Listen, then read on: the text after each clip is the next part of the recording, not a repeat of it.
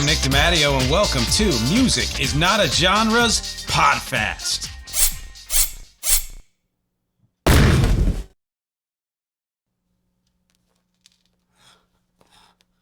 I'm not sure how that happened. I don't even know how Oh, God, I guess it's best not to ask questions. Okay, anyway, let's get right to it, because it is a PODFAST. This is PODFAST number 9, and it is quick takes from the Continuum number 3, which, of course, if you've tuned in before, it's how I do my talks or reviews of recent releases, or mostly recent releases. And this one's only going to feature 5 this time. I think I did 8 last time, and that was whatever. These 5 are Metallica's new album, Depeche Mode's new album, 100 Gecs' new album, Block Party, I'll explain that, new-ish album, and then an artist named Bully and some of her compatriots. That's what this is going to be about. Let's just jump right into it. So Metallica, their album was released on April 14th. It's called 72 Seasons. It's their 11th album. They were formed in 81. Their first album came out in 83. And my subtitle for this is called Thrash to Future Past, which if you're watching, you saw that pop up on the screen. Now I'm telling you listeners out there, because you're very important to me too. It is their first proper album since 2016's Hardwired to Self-Destruct. I, for one, love their return to thrash metal. I saw them recently on a talk show appearance where they did Master of Puppets. And even though I've enjoyed stuff from all of their periods, it's cool that at this point, 40 some years in, and at the ages they are, and especially the ones who have been there since forever, have decided, well, we're going to get back and kind of embrace where we started. It's got the energy. It's got all the musicianship, and the vocals are, I mean, I think James Hetfield's voice has probably gotten a lot, like better and better with age, and the fact that they aren't shooting for the charts. They're not trying to create giant hits. They know they have a built-in fan base. They know they're legends at this point, so they're doing the things that they want to do. I think it's excellent to put on to create that kind of mood. I was talking to my wife a couple of weeks ago about, I put on music. I requested that the device play, heavy metal, and they went to 80s metal. Fine, that's fine. There's some good stuff there. I mean, in a sense, Metallica is 80s metal, although I wouldn't really call them quite that, because you think of hair metal and stuff. But what I wanted was something that you'd want to bang your whole head and body to, because I find that often soothing. And this album absolutely fits that bill. There's some hooks on there. I think that it bears repeated listening, in that initially not a lot of it is sticky, but it's complex, and lyrics especially, very kind of mature, show experience and all of that, complex. And there's some humor in the lyrics too, if you're really listening, the kind of stuff that you wouldn't pick up right away. And you're not going to come out humming a lot of the stuff that's on there. It's more, again, bears repeated listen. You should listen to it 2, 3, 4 times to really get a sense of where your favorite stuff is and how good some of this stuff is. I like how they mix that early thrash metal period with their more middle, poppy, not pop, but just traditional song type period, and a dash of new stuff from some type of a new perspective there. I do like the lyrics, and the darkness it comes in both some serious ways and some fun ways, which is nice at this point for them to be able to do that. I think production-wise, I would have liked just a teeniest bit more air. I think that as far as today's production standards, excellent. You can hear everything. It's tight, but I feel as though it's could have used, if not a little reverb or gate or some other thing. And I think that's because it sounds in some ways so much like their early work, which was produced in the 80s, which of course was going to have more of that air in it, that my brain was saying, where is that? So in a way, that's their statement of, well, no, this is now, we're doing this now, we're not going to try and recreate that sound. And I guess that's sort of where my brain, went. And it's a beefy production. It's beefy. It really, you can feel it, it's the way it should be. My favorites on here are Screaming Suicide, Sleepwalk My Life Away, You Must Burn. especially Crown of Barbed Wire, If Darkness Had a Sun, and especially Too Far Gone. I also love that it's a long album that they finished with a song called Enamorada, which is 11 minutes long and has a little lick in there that sounds a little bit like Lenny Kravitz's Are You Gonna Go My Way, but it goes in many other ways and places as well. That's Metallica's album, 72 Seasons. A little before there, we're going in reverse order, more or less. Depeche Mode released their new album, their first in several years. It's their 15th album. It's called Memento Mori. And the subtitle I have for this section is Depressed Mood. Funny, huh? It was released on March 24th. They were formed in 1980. Their first album came out in 1981. So they kind of parallel Metallica. And sound exactly alike, don't they? Yeah. This is, of course, an album that has come after the unexpected death of Andy Fletcher, one of the key members of Depeche Mode. And so you can hear the death of Andy looming in this entire album, as it should. And it's apropos for Depeche Mode because they've always had that darkness about them for one reason or another. That said, I wish that at least some of the songs had more energy. And while you get where they're coming from all this and where the a lot of the material came from, I think that it could have been done. There's some that could have been done. Like there were songs where I thought the beat was going to drop and it never did. And that's a choice, and that's fine. They're not going for the dance floors like they have at some points in the past. They've done Darkness super well, as well in their own way as Metallica. So there's that connection there. But I still think they could have maintained that integrity of the lyrics they were going for with a little bit more, dark bounce, if you want to call it that. It's interesting to me that Richard Butler from the Psychedelic Furs co-wrote a lot of this. It would seem like an excellent pairing, and I think for a lot of the songs it is, because I love the Furs. I love Richard Butler's voice, and I mean, it's not on here as far as I know, unless he did backup vocals. But his style, to me, lends itself much more readily to standard rock band arrangements, and with the synths kind of coming in and out of there, the way the Furs are known for, as opposed to Depeche Mode, which is sort of the opposite ratio there, where it's very electronic heavy with the live instruments there. And to me, there's such an insularity to it because of that, the way it was produced and that combination of their style with Richard Butler's style, that may be one reason why it can be a little too ponderous at times. But listen, I'm making it sound like it wasn't a good album. And it is. It's heartfelt. It's real. It's emotional. Some great lyrics, some great sounds. In fact, the sounds span, to me, the entire history of synths. And you listen to it, you hear things that are like, oh, that's a 90s sound. Oh, that's an 80s. That one's actually from the 70s, or 60s. This is something that could have happened in the 2000s or 2010s. So I like that they're so up on that and so into that they can create that kind of layered and amalgamated quality to it. And then that, to me, it's not stuck in an era, which is very nice. And, the lyrics we've kind of talked about. The cover of the album is by Anton Corbijn, I believe you pronounce it. If you know, it's Corbijn. You've seen the name. He's worked with a lot of musicians, both as a photographer and a director for music videos. They did the music video for Ghosts Again. I might have done a couple of others for this album, but cool cover, worth checking out. The songs I like from here are Ghosts Again, Don't Say You Love Me, which is sort of a more subdued I Feel You. Ghosts Again was the single, by the way. Soul With Me, which is a throwback sound in some interesting ways and better than you think it's going to be. Caroline's Monkey, which is fun and clearly a Richard Butler lyric, and just the way that it rolls off. Before We Drown, Never Let Me Go. Speak to Me is just incredibly haunting in all the right ways, and it's a great outro, which brings me to an album released the week before, March 17th, by 100 Gex. I subtitle this section 10 Musics. And it's 10,000 Gex. It's the album. They were formed in 2015. This is their second album. They are known as a hyperpop band, which I have a love-hate relationship with. I think that it's important to point out that nothing comes from nothing, and that there are a lot of elements of hyperpop that have been around for a long time, and that I'm going to mention in a second.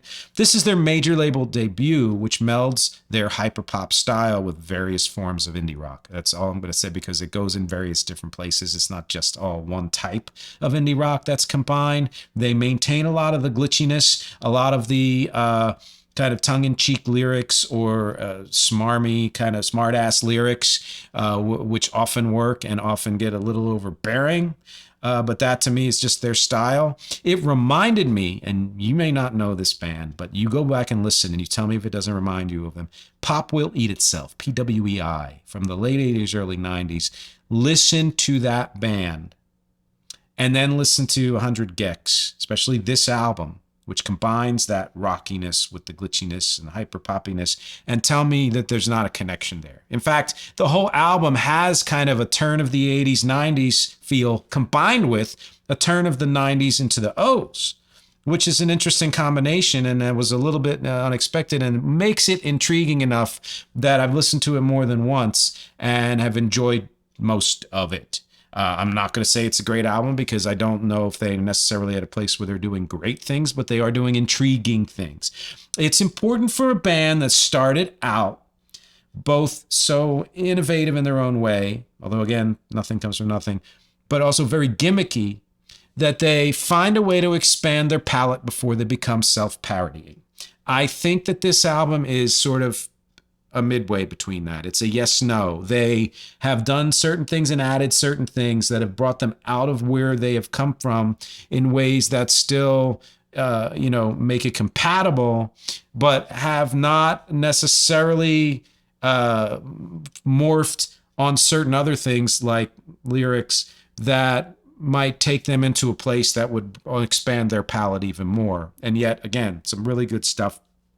To me, any band or a group, artist, person who has this initial innovation that comes from something that's kind of gimmicky, it's often masking some pretty conventional and uninventive ideas. And that's where the turning point really is what is next? What can you do with this stuff that you have come onto the scene with that's different from things that are out there? And where's your substance? Where's the change point that's going to give you a longer career? And I think this album asks that question, but doesn't quite answer it. It continues a trend of female leads taking over music dominated by bros, which I'm going to talk about at the end of this PODFAST. I think that's awesome. And even though she's not the only one doing vocals on here, I don't think it's important. And I think it's good, especially with the attitude that this band has. I think that if they continue down this road, that they're still working toward their best work, but it's a worthy step on the journey. Then my songs I like from this, Dumbest Girl Alive is a good opener. Hollywood Baby is, I think, the most hooky and memorable. Frog on the Floor reminds me of late 80s alt punk like Dead Milkmen, and also reminds me of Ween. And if you know those bands at all, you'll understand why. Billy Knows Jamie, to me, is the most derivative song because it's very Limp Bizkit-y, and of course it does have the 100 Gex feel to it, but a friend of mine said it's a little too much like that kind of music, and this song I think would be the one that would stand out as that, but still decent. $1 Million is so PWEI. You again listen to that band, just listen to that band. And Me is a kind of a cool song. I got my tooth removed. I really did, because it's ska and it's an interesting kind of ska. But at that point in the album, that kind of jokiness had just worn thin to me. Which brings me to one that I'm throwing in here that is a year old now. It was released on April 29th, 2022, before I was doing podfasts and anything like this. I think it deserves a listen and a re-listen, because it's something that has come up for me a couple of times in conversation recently and with some of my bandmates. And it is the relatively new Block Party album, Alpha Games, released April 29th, 2022. Like I said, band formed 1999. This is only their 6th album. They've been through a couple of personnel changes, the drummer especially. The subtitle for this section is Fierce Femme Energy. I think that this album, Alpha Games, brings them back to form. And I know that that has a sort of a half insult to the stuff that came in between, but it's not meant to be that. I think that they were exploring more electronic sounds, etc., and dance floor sounds, and that's fine. I think that the kind of live, like super dynamic, just grip you and not let you go feel from their first two albums, and their first album especially, is back in many ways on Alpha Games. If you start with a song like Callum is a Snake, I think you'll understand what I mean by that. And it does come closest to recreating those feel and the dynamism of those first two albums, but still mixes in their next period where they went electronic. It has a lot of those electronic elements. They've always been more effective as an organic band. They just have. And so I think it's good that for this one, they're keeping the electronics as more of a, sweetener than as the substance and the foundation. And I think it's partly because of their relatively new drummer, not super new, but the first album she's been on, Louise Bartle, is incredible, matches the energy, skill, and inventiveness of the original drummer. And her vocals are an absolutely welcome addition to this band. Talk about femme energy, the drums, the vocals. MxG REC, who is gay and has been out since 2010, is very gender fluid in that way. And there's all of that. But her vocals remind me of the way Juliana Hatfield contributed vocals to the Lemonheads or something like that. Like there's that kind of feel to it. And I really love it. I like almost every track on the album, but especially You Should Know the Truth, Callum is a Snake, which grows on you the more you listen to it, Sex Magic, and If We Get Caught, which is probably the most beautiful song on the album, and you can hear Louise Bartle's vocals on there. Last but not least, I'm getting to an artist by the name of Bully. Her actual name is Alicia Bognano, or Bognano, depending on where you're from. And the subtitle of this is Women Now Rightfully Rule.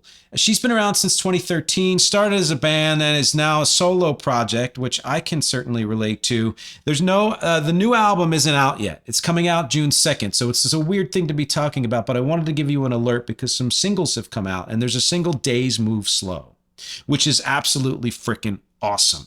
It is a grunge-tinged power pop that a lot more of is coming out now. You have some, like I said, some compatriots, Soccer Mommy, Beach Bunny, Meet Me at the Altar, Bia Badoobie, the Linda Lindas. There's so many that I'm forgetting. There's one from LA who has she's a model and she sings lead, and I can't remember the name of that band, but there's so much of that happening now. And when you get a song as good as Bully's Days Move Slow, you understand why this is such an awesome thing, because again, this is women taking over a genre or a couple of different genres that were dominated by men and making it their own, but just as freaking dynamic and powerful and good and hooky and all of that. She also released a single with Soccer Mommy called Lose You. Hard to Love is another good song that I enjoy, and an older song of hers, Feel the Same. I think when you listen, if you know older music, if you think of bands like Veruca Salt, The Breeders, you think of Liz Phair, you think of Juliana Hatfield, it comes up again, even a little bit of PJ Harvey, you'll get a sense of the kind of pedigree here and the reinventing some of that stuff and bringing it into the current, conversation is absolutely awesome. And a special honorable mention, and so I'm talking about women, Feist is returning. With a single, Borrow Trouble. I don't know what plans are for a new album. I'm sure there will probably be one. This is one of the best songs I've heard from her and the most alive that I've heard her in years. Quick ending to this, as it is a PODFAST. The song I'm featuring is a song called Don't Get Me High from Syzygy for the Weird. It's in honor of Depeche Mode. You'll get the sense of why that is when you listen to it. It has that electronic, but also guitar-y, dark, and also poignant, but also very pointed feel, and even has a bit of a Block Party feel to it. That's it. I'm really glad that I somehow was reconstituted after that insanity at the beginning of this episode, and that's all for PODFAST number 9. I will talk to you next week.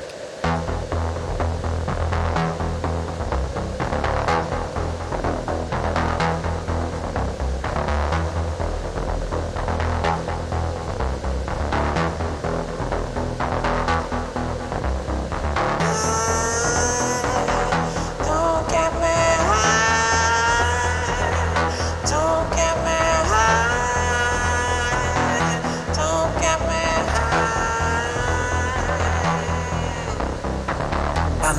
realized I have my own power to make it rain on a sunny day.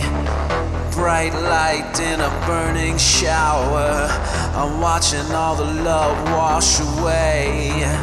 You thought I was your savior, you thought you knew me well, so you put your arms around me and I dragged you into hell. I don't mind that you say you believe you got a heaven all the will to achieve, but what's the point of making nothing worse when you put all your faith in God because you can't stand earth? You didn't need to have faith in the world, just faith in me. Yeah, you didn't need to have faith in the world, just faith in me. Yeah.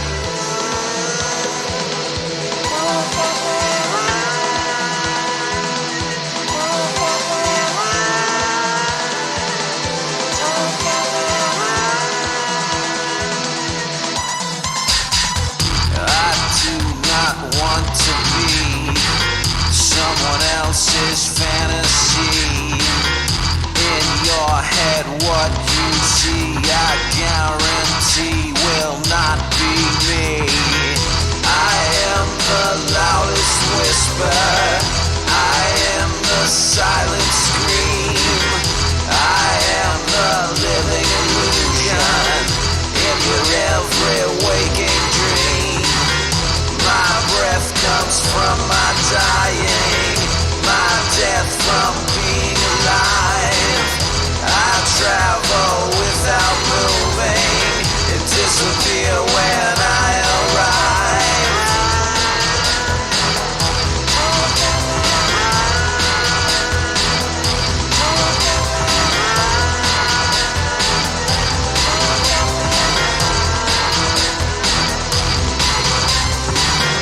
Didn't need to have faith in the world, just faith in me. Yeah, you didn't need to have faith in the world, just faith in